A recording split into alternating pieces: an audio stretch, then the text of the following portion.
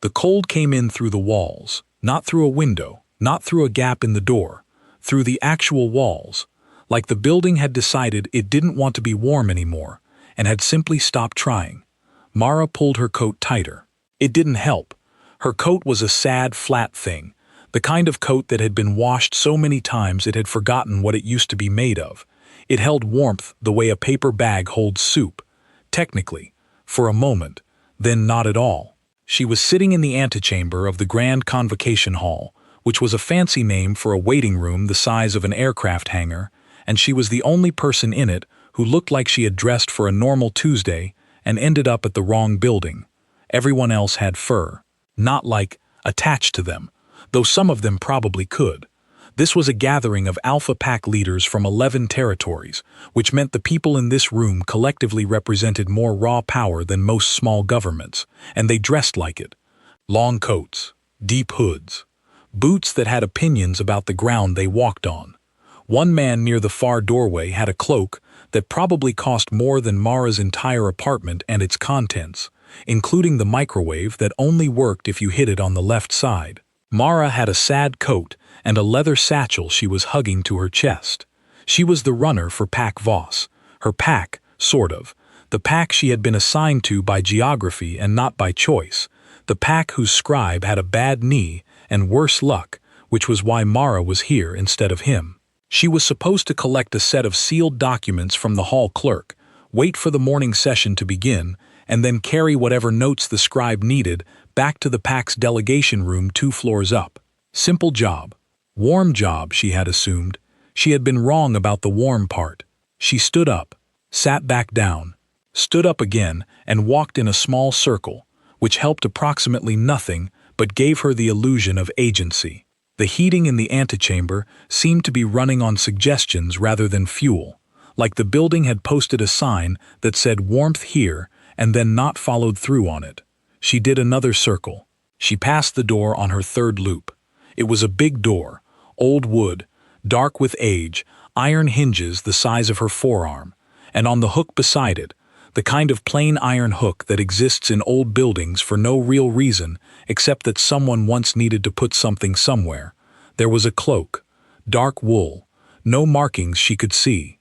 Heavy in that old money way, where the weight itself was the point, where the person who made it had put enough material into it that gravity was part of the design. It had been there when she arrived, and she had not thought about it, because thinking about other people's cloaks was not typically on her list of things to do. She thought about it now. She stood in front of it for a long moment. The wool was the color of deep water, nearly black, the kind of color that absorbs light instead of reflecting it. She was very cold. She looked around the antechamber. The few attendants who had been moving through earlier had gone. The hall was quiet.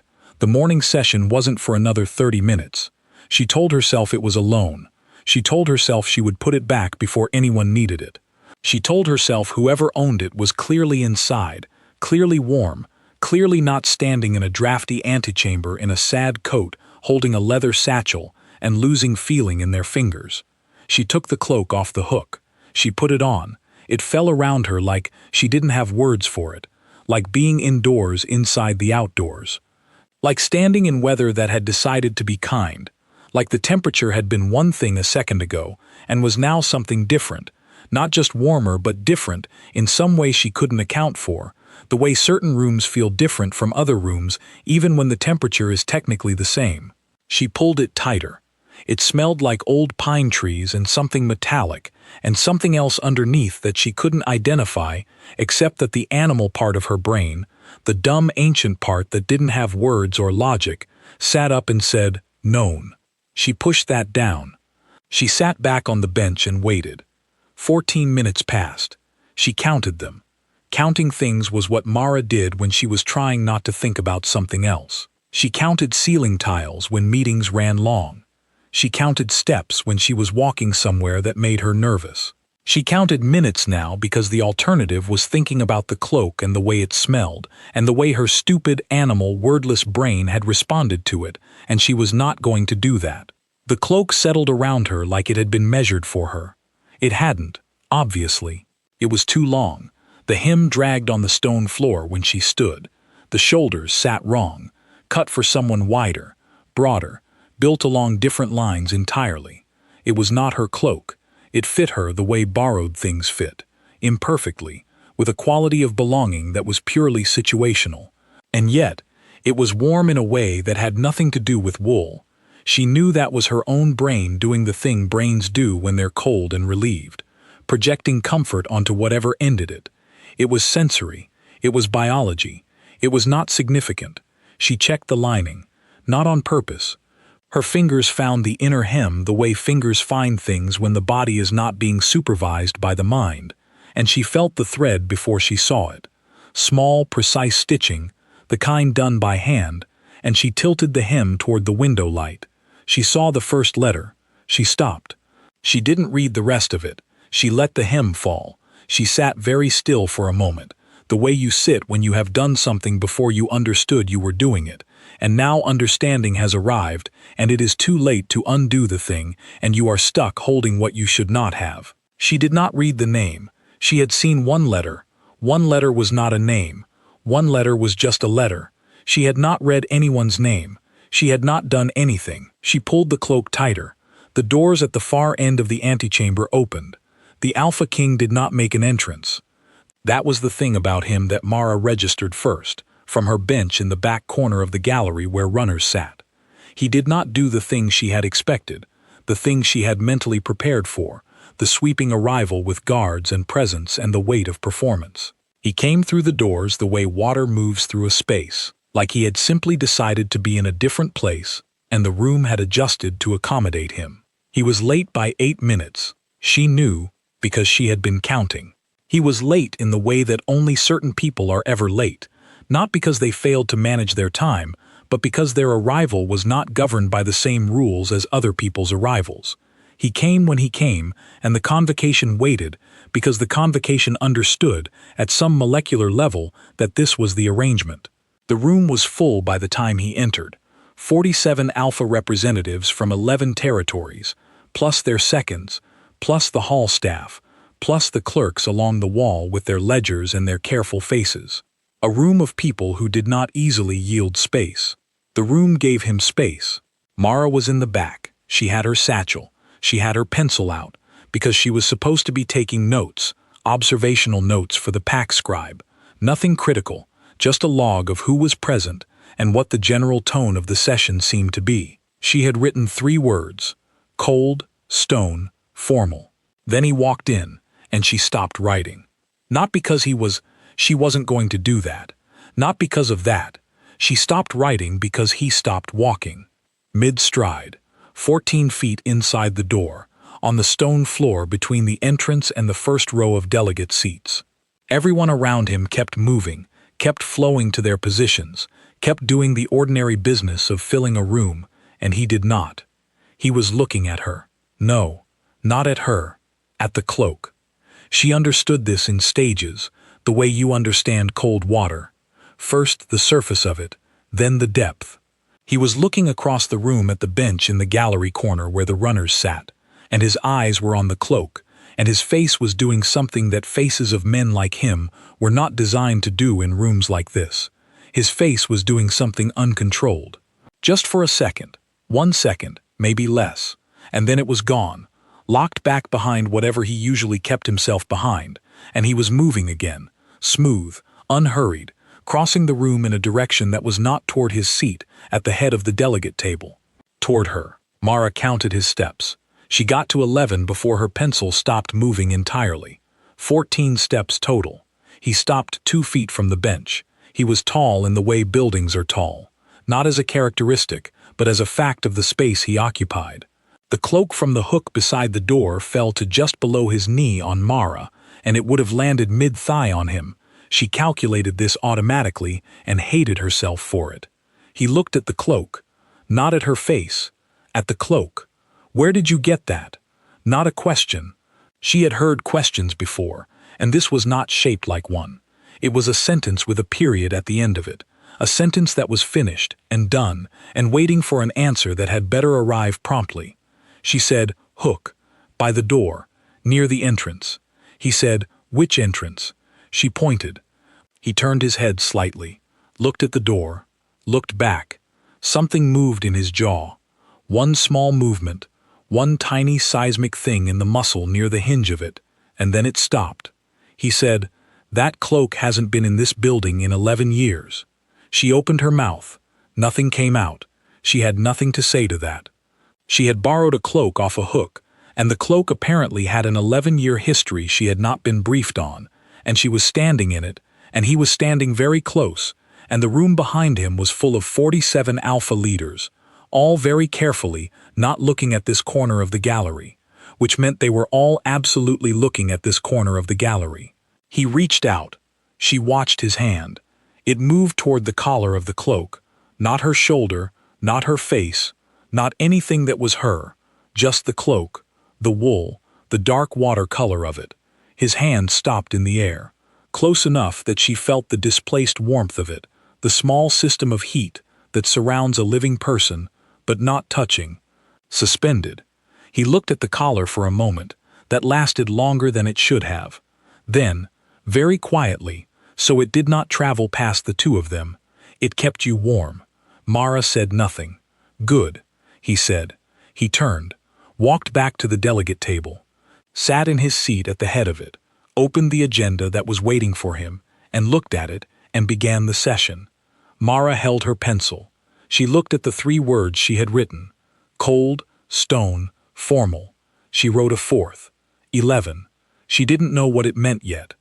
She wrote it anyway and underlined it and told herself that was a her problem, the whole thing, every single beat of the last 4 minutes, absolutely a her problem, and she returned her attention to the room and tried to remember how to be a person whose job was to take notes. She had been a runner for Pac Voss for 2 years. Before that she had been a cartographer's assistant, which meant she had spent 18 months drawing other people's territories and pretending she had one of her own.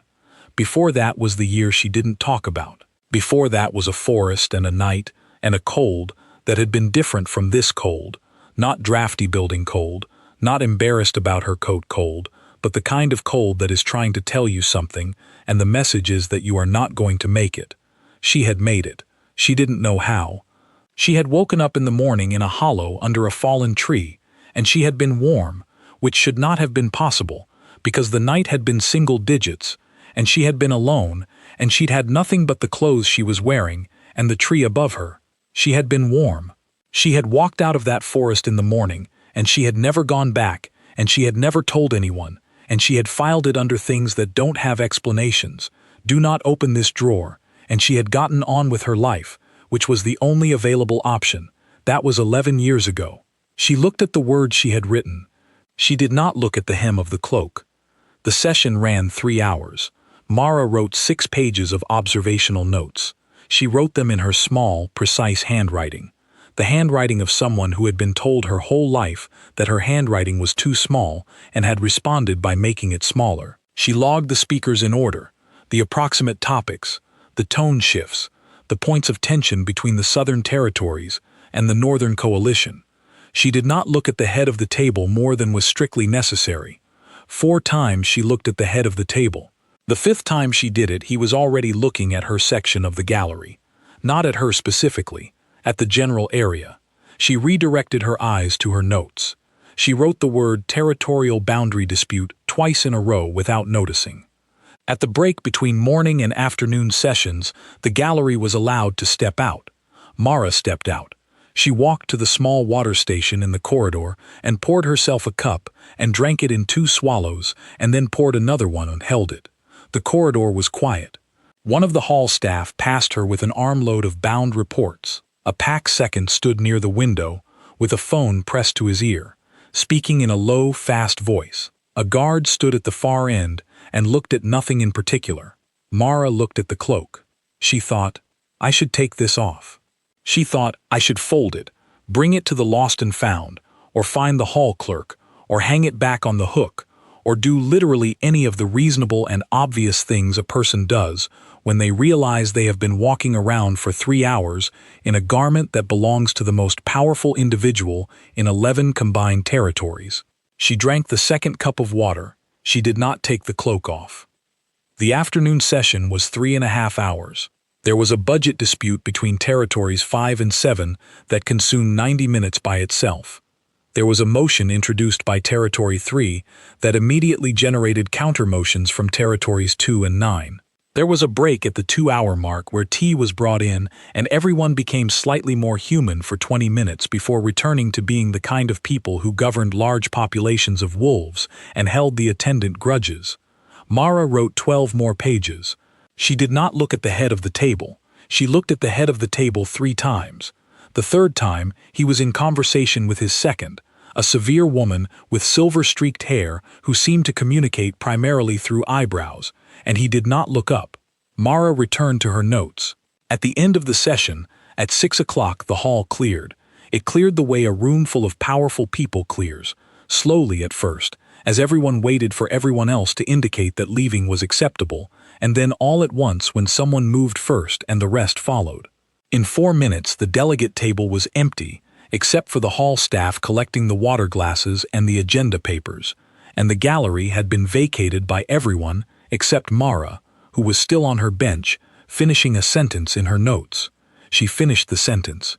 She capped her pen. She stood up.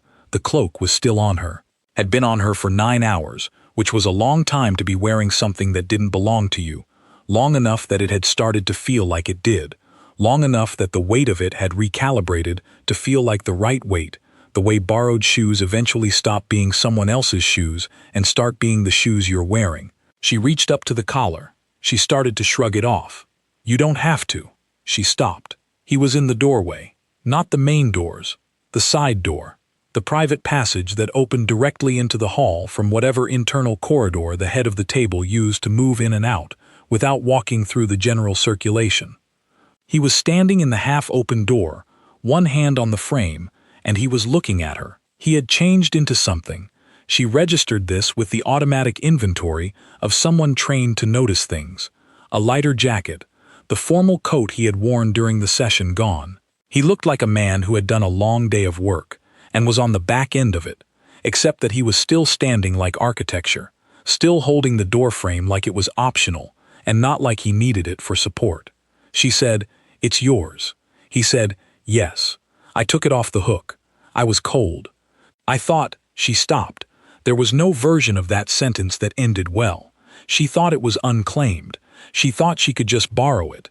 She thought a lot of things that were demonstrably incorrect. "I'm sorry." He looked at her for a moment. For which part? She opened her mouth, closed it, opened it again. The taking it without asking part. And the other parts? She didn't know what the other parts were. She suspected she knew what the other parts were, and she was choosing not to know, which was a technique she had refined over 11 years of practice. "How did it end up on the hook?" she said. "You said it hasn't been in the building in 11 years. He was quiet for a moment. This was, she had observed over the last 9 hours, something he did, not as a gap or an absence, but as a statement. His silences had punctuation in them. This one had the weight of something being chosen. "I left it there this morning," he said.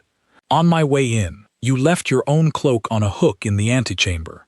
"Yes." She looked at him. He looked at her. "Why?" she said. He said nothing. And there it was. That was the thing. Right there. That was the shape of the thing she had been trying not to know all day. He had left it there this morning. He had walked in through the antechamber and put his cloak on the hook by the door, and gone into his convocation, and the cloak had been there when she arrived, cold and sorry and underdressed, and she did not believe in coincidences of the kind that had wool, and weight, and 11-year histories, and a scent that her animal brain recognized as known. She did not say any of this. She said, "I was going to put it back." He said, "I know. I should have asked." There was no one to ask. There would have been eventually. "Yes," he said, "eventually." The hall was very quiet. The staff had finished and gone. The last of the light was coming through the high windows at a low angle, the kind of late afternoon light that makes everything look like a painting of itself. He was still in the doorway. She was still on the gallery side with her satchel and her 6-page morning notes and her 12-page afternoon notes and the cloak around her shoulders. "Can I ask you something?" she said. He waited. "The forest," she said. 11 years ago, She stopped, started again. There was a night. I was cold. I thought I wasn't going to make it through to morning, and I was alone, and I woke up warm. She looked at him. Was that? She stopped, because his face was doing the thing again. The small, uncontrolled thing she had seen this morning. The thing that appeared and disappeared so fast you could question whether you'd seen it at all. It was there. In his jaw, in the line of his mouth, in something around the eyes that wasn't quite the expression she could name, but was definitely an expression she had never seen a person in authority allow themselves to have. You were very young, he said, finally. I was 19. Yes. She looked at him. He looked at her. You found me, she said. Not a question. Not exactly. The shape of a thing she was building in real time, fitting pieces together that had been sitting in a drawer for 11 years with a label that said, "Do not open," and she was opening it now, here, in this emptied hall, in his cloak. You found me and then you left. Before I woke up, he said nothing. Why? She said. Her voice came out flat, which was how her voice came out when it was working very hard not to do something else. Why didn't you? You were 19. He said it like that explained everything. And maybe it did. Maybe she was supposed to hear those 3 words and understand the whole of what they contained, the gap between what they were then, the gap between who she was to the world and who he was to the world, the mathematics of it, the impossibility of it, the way certain things can only be done anonymously in the dark, because doing them in the light would require a conversation neither of them could have had at 19 and 26, or whatever he had been. She had been alone in a forest. He had left her warm, and then he had walked away, and he had been doing that. She understood this now with a clarity that hit her somewhere behind the sternum. He had been doing that ever since. Somewhere in whatever his life contained, for 11 years, he had been walking away from a girl in a forest because the alternative was a conversation he couldn't have, and she had been living her life without knowing there was a conversation happening somewhere that included her. She was angry. It came in warm and familiar. The anger, an old friend she trusted more than most of her actual friends. It was easier than the other thing. It was cleaner. She reached for it the way you reach for a light switch in a dark room, without looking, out of habit, because you know exactly where it is. That was mine to know, she said. 11 years, that was mine. He didn't disagree. I could have done, I don't know, something with it. She didn't know what she would have done with it. Probably nothing useful. Probably the same things she had done anyway. Cartographer's assistant, runner, sad coat, leather satchel. But the knowing would have been hers, and he had taken it from her, or not given it, which was the same thing from the receiving end. He said, yes. That's it? Yes? I don't have a better answer. She looked at him. He was looking back with the expression of a man who had been holding something for a long time and had not been looking for a place to put it down and had not found one anyway. It wasn't quite an apology. It was something that was in the same neighborhood as an apology, something that understood the shape of accountability without being able to fully occupy it. She pulled the cloak tighter, not because she was cold. The hall was warmer than it had been this morning. She pulled it tighter because it was there, and it was hers for now, for another few minutes, for as long as she was still standing in this emptied hall with him in the doorway. She said, I'm going to be cold again when I give this back. He looked at her for a long moment. You're going to give it back, he said. She looked at him. Aren't you? She didn't answer that. The windows were going dark. The last of the afternoon light was fading out of the hall, and the staff had lit the wall sconces, the old ones, the ones that still ran on actual flame, which meant the light was warm and moving and a little uncertain, the kind of light that makes it harder to hold on to the thing you came in with. She picked up her satchel. She put the strap over her shoulder. She smoothed the front of the cloak, automatic, habitual, the small grooming gesture of someone preparing to walk back out into the world. He was still in the doorway. He had not moved to take it. He had not reached for it. He had not said a single word that constituted a request for it back, not in this conversation, not in the one this morning, not in any of the 9 hours in between. He had looked at it. He had touched the air near it.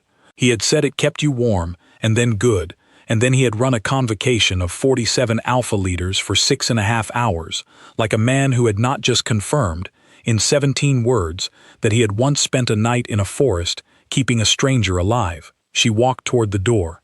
Toward him. He stepped back slightly to let her pass into the private corridor that would take her to the main stairs. She stopped in the doorway, close enough now that the displaced air between them did its thing again. That warmth, that system of heat, that small fact of proximity that her animal brain catalogued and filed under known and important, and do not lose this information. She said, "I'm taking it home." He said nothing. "I'll bring it back tomorrow," she said. "When the session starts, I'll put it on the hook." "The session ends tomorrow," he said. "They won't reconvene until spring. Then I'll find another way." She looked at him. "Or you can come get it." She walked out. She walked down the corridor, which was long and dimly lit, and had the kind of floor that amplified footsteps, so every step she took was its own small announcement. She walked to the main stairs, down 2 flights, through the lobby and past the guards and out through the main door of the grand convocation hall and into the night. It was cold outside. It had been cold all day. The city was the kind of cold that happens in early winter, when autumn didn't ease the transition, just stopped, and winter came in like it had a point to make. The cold hit her face and her hands, and the air she pulled into her lungs, and the cloak, his cloak, the one she was taking home, the one she was not giving back tonight, took all of it and held it away from her. She stood on the steps for a moment. She didn't think about the forest. She didn't think about the 11 years. She didn't think about the way he had stood in the doorway, with his hand on the frame and his face doing the small, uncontrolled thing. She thought about the words she had written in her notes. 11. She didn't know what she was going to do with 11 years. She didn't know what he was going to do with it either, or whether he was going to do anything at all, or whether this was the kind of thing that had a next step, or was simply a thing that was true, had been true for 11 years, would be true for however many more, and truth didn't always have a next step. Sometimes it just sat there in the dark and kept you warm when you were too cold to make it through the night. She walked down the steps. She walked out into the city. She was wearing his cloak, and he knew it, and he had let her walk. That was where she left it. For now, for tonight. In the place where the thing was true but not yet decided. In the space between 11 years ago and whatever came next. In the wool that smelled like old pine trees and iron and something else. Something underneath. Something her dumb animal brain had been trying to tell her since the moment she put it on. She had been very cold. She was not cold now. She didn't know what that meant yet. She walked home anyway. She put the cloak on the chair by her front door. Not on a hook, she didn't have a hook. On the back of the chair that existed in the entryway of her apartment for no reason she had ever been able to identify. The chair that had been there when she moved in and had never moved since. A chair that had become simply a surface, a place to put things she wasn't ready to deal with. She put the cloak there. She made tea. She stood in her kitchen with the mug in both hands, and she looked at the cloak from across the room, and she thought about the fact that it was dark outside, and somewhere in the city, the Alpha King was in his residence, or his office, or whatever space a man like him occupied after a 6.5-hour convocation, and he was there without his cloak, and that was a fact she had manufactured. She drank the tea. She went to bed. She lay in the dark in her small apartment, and she thought about what he had said. You were very young. She thought about 19, and what 19 had been. 19 had been a bad year. The year she didn't talk about, the year in the drawer with the label "Do Not Open." She had been in that forest because of 19, and everything 19 had contained, and she had lain down under a fallen tree in single-digit cold, and she had thought, this is it. This is where the story ends. The ending is cold, and it is quiet, and I am alone. She had woken up warm. He had been 26, she calculated. 26, and already whatever he was. She didn't know his full history, didn't know if he had been Alpha King at 26, or had become it later, didn't know the specifics of his existence with any precision. She knew him as she knew him now, as a figure, as a presence, as a man who ran a room of 47 powerful people like he was solving a mildly interesting crossword puzzle. She knew him as the person who had kept her warm in a forest without leaving a name. She lay in the dark and she thought about this until thinking about it stopped being useful, which was a thing you could determine if you were practiced at it, the moment when the thinking became circular and was no longer producing anything new. Then she stopped. She slept. She woke up at 5:30. The cloak was on the chair where she had left it. She stood in the kitchen doorway in her pajamas, and she looked at it for a moment, and then she went and made coffee and stood at her window while it brewed, and looked at the city in the early morning dark, the way cities look before they start performing themselves for the day. Raw, structural, a little uncertain. She thought, I could bring it back today. She thought, the session ends today. He said, it ends today. She thought, he also said, or you can come get it. And he had said, the session ends today. They won't reconvene until spring. And she had said, then I'll find another way. And he had not said anything to either of those sentences. She thought, there is information in the things he doesn't say. She poured her coffee. She looked at the cloak. She thought about the locked room, the drawer, the thing she had not opened for 11 years. Not fully, not honestly, just the lid lifted once in a while and then shut again, because she was not ready, and readiness had always seemed like something that would arrive on its own if she waited long enough. It had not arrived on its own. She had walked out of a hall in another person's cloak, and readiness had apparently decided to show up now, in her kitchen, at 5:30 in the morning, in her pajamas, with bad coffee and 11 years of filed-away things sitting open in the drawer. She was not ready. She was also, she understood, not going to get more ready by waiting. She went back to the hall at 8. The session wasn't until 9. She wore her sad coat over the cloak, which looked objectively ridiculous, the hem of the dark wool dragging on the ground, her sad flat coat sitting on top of it like a sorry afterthought, her satchel over her shoulder. But it was early, and the streets were not yet performing themselves, and no one was looking at her specifically. She went to the antechamber. It was empty. Same stone floor, same cold through the walls, same iron hook beside the door. Empty. She stood in front of the hook. She could hang it back here. Fold it or hang it. Put it where she had found it. And then go find the scribe's delegation room and give him his morning report and do her job and let the rest of this be something that had happened and was now done. She had had a strange day. She had borrowed something and learned something and been seen in a way she hadn't been seen in a long time, and now she could put it all back on the hook and walk away. She could do that. She stood in front of the hook. She did not hang the cloak.